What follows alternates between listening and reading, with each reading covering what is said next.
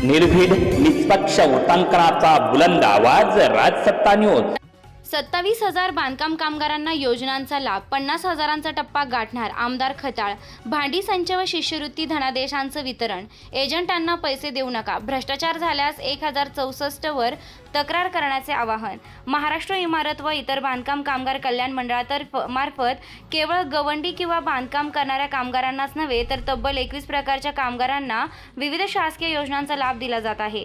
सध्या सुमारे 27,000 बांधकाम कामगारांना विविध योजनांचा लाभ मिळाला असून हा आकडा 50,000 कामगारांपर्यंत पोहोचविण्याचा आपला प्रामाणिक प्रयत्न राहणार असल्याचा विश्वास आमदार अमोल खताळ यांनी व्यक्त केलाय।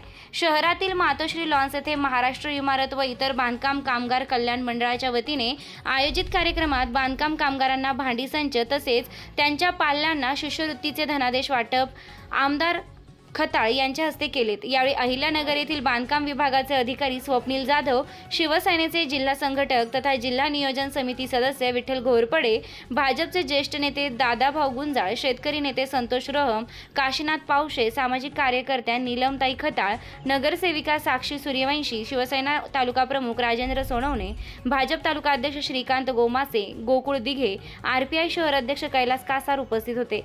आमदार खताळ म्हणाले की मुख्यमंत्री देवेंद्र फडणवीस, उपमुख्यमंत्री एकनाथ शिंदे, सुनेत्रा पवार आणि पालकमंत्री राधाकृष्ण विखे पाटील यांच्या नेतृत्वाखाली राज्यात अनेक लोककल्याणकारी निर्णय घेतले जात आहेत।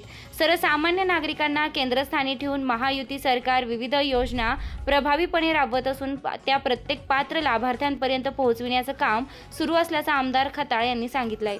यावेळी जिल्हा नियोजन समितीवर विठ्ठल घोरपडे यांची निवड झाल्याबद्दल आमदार अमोल खताळ यांच्या हस्ते त्यांचा सत्कार करण्यात आला।